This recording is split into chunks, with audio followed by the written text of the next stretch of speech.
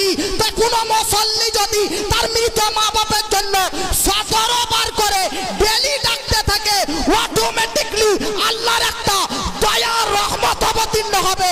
Daily 17 বার করে হলে মাসে কতবার হয়, বছরে কতবার হয়, আল্লাহ কি তার মা বাপকে ক্ষমা করবে না? নামাজি হন নামাজি, চতুর্দিক দিয়ে উপকার আছে।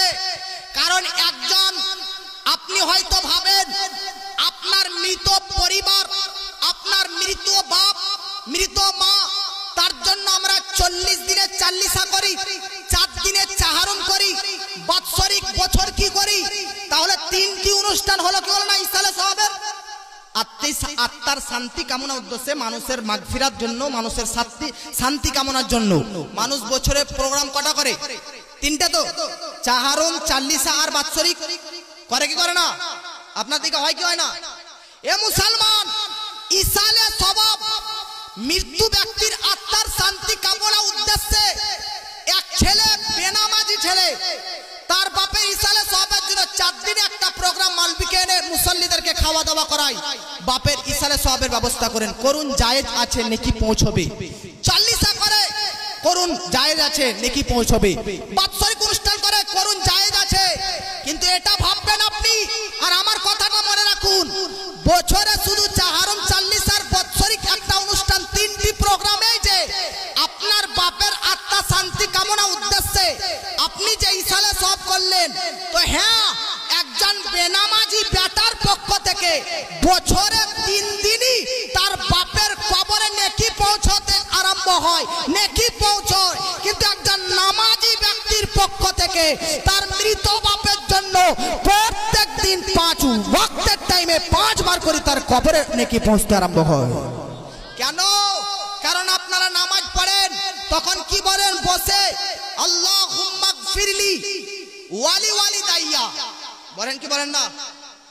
আত্তাহিয়াতু লিল্লাহ, এটা পড়ার পর দুরুদ ইব্রাহিম আল্লাহুম্মা সাল্লি আলা মুহাম্মদ, এটা পড়ার পর তৃতীয় স্টেজে দুআয়ে মাসুরা আল্লাহুম্মা গফিরলি ওয়ালি ওয়ালিদাইয়া ওয়ালিমা তাওয়ালাদা পড়েন কি পড়েন না?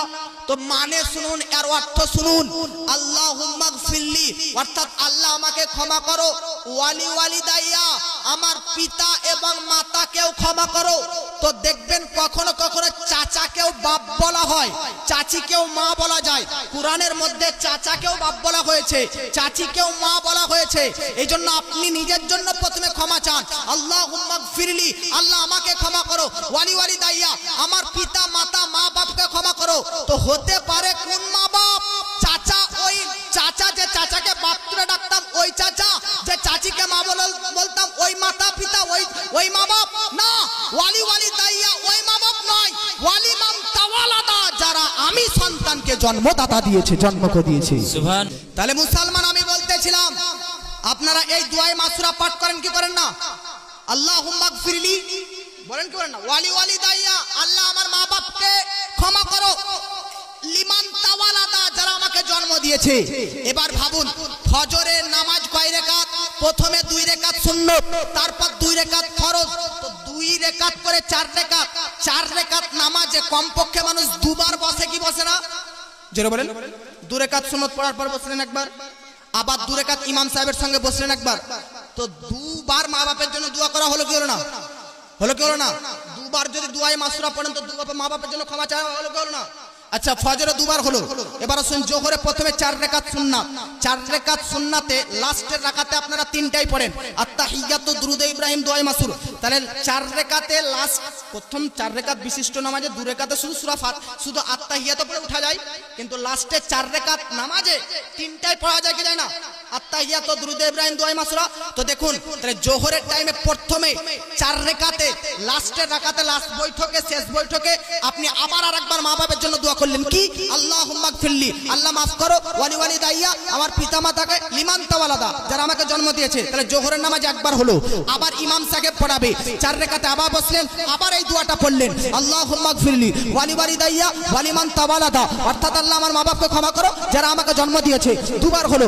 আবার পরে তারপরে 2 রাকাত সুন্নাত পড়েন কি পড়েন না জোহরের ফরজের পর ইমামের পর তো 2 রাকাত পর আবার আপনি এই দোয়াটা পাঠ করলেন আল্লাহুম্মা গফিরলি ওয়ালি ওয়ালিদাইয়া ওয়ালি মা তাওয়ালাদা আল্লাহ আমাকে maaf করো আমার পিতামাতাকে ক্ষমা করো যারা আমাকে জন্ম দিয়েছে 3 বার হলো কি হলো না জোহরের টাইমে জোরে বলেন যদি 2 রাকাত নামাজ পড়েন পরে তাহলে আবার 4 বার হবে কি হবে না তাহলে 4 বার হলো তাহলে ফজরের 2 বার আর জোহরের 4 বার কবার হলো জোরে বলেন ফজরের 4 বার আর ফজরের 2 বার আর জোহরের 4 বার কতবার হলো 6 বার আবার আসরের টাইমে প্রথমে সুন্নাতে গায়ের মুক্কাদা 4 রাকাত পড়েন কি পড়েন না অনেক মুসল্লি পড়ে না ডাইরেক্ট গিয়ে একদম আসরের টাইমে হ্যাঁ ঠিক আছে সুন্নাতে এটা গায়ের মুক্কাদা এটা ততটা চাপ নেই ছেড়ে দিলে ততটা গুনাহ নেই তবে প্রত্যেকদিন আপনি একে দুর্বল নামাজ বলে ছেড়ে দিবেন তো গুনাহগার হবে এজন্য এই নামাজটা আপনি যদি মাসে 10 দিন না পড়েন তো আবার পরে মাসে 10 দিন পড়ে নেবেন 10 দিন পড়বেন না তো আবার 10 দিন পড়বেন এরকম পড়বেন কোনো নামাজকে দুর্বল ভাববেন না তাহলে ধরুন আপনি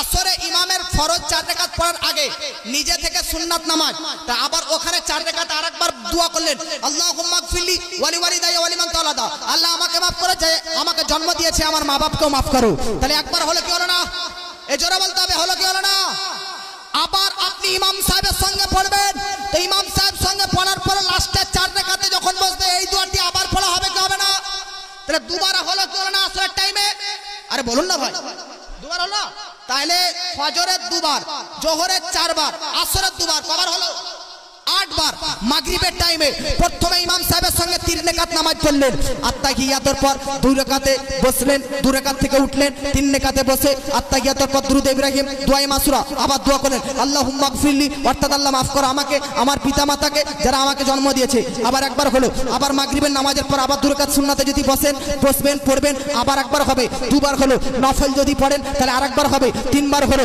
তাহলে এদিকে 8 বার এদিকে 3 8 আর 3 কত 11 না কি 11 না আবার শুনে এর সাথে প্রথমে 4 রাকাত সুন্নাত তো 4 রাকাত সুন্নাতে একবার মা বাপের জন্য ক্ষমা চাইলেন আবার মুআজ্জাজ ইমাম সাহেবের সঙ্গে 4 রাকাত পড়লেন আবার একবার হলো 2 রাকাত আবার 2 রাকাত সুন্নাত হলো তাহলে 3 বার আবার 2 রাকাত নফল হলো 4 বার আবার বেতের টাইমে লাস্টে 5 বার হলো আবার যদি লাস্টে 2 রাকাত পড়েন 6 বার হলো 11 আর 6 কত জোরে বলেন 11 আর 6 কত 17 আর ফজর থেকে এশা পর্যন্ত ফরজ রাকাত হচ্ছে 17 রাকাত সুবহানাল্লাহ কত রাকাত ফজর থেকে এশা পর্যন্ত সুন্নাত নফল বাদ দিয়ে শুধু ফরজগুলো কাউন্টিং করেন যেগুলো ইমাম সাহেবের সঙ্গে পড়েন দেখুন 17 রাকাত হবে কত রাকাত হবে ফজরের 2 রাকাত জোহরের 4 রাকাত 4 আর 2 কত হলো 6 আর 6 আর আসরে 4 রাকাত ইমাম সাহেবের সঙ্গে তাহলে 6 আর 4 কত হলো 10 মাগরিবে কত 3 রাকাত তাহলে 10 আর 3 কত 13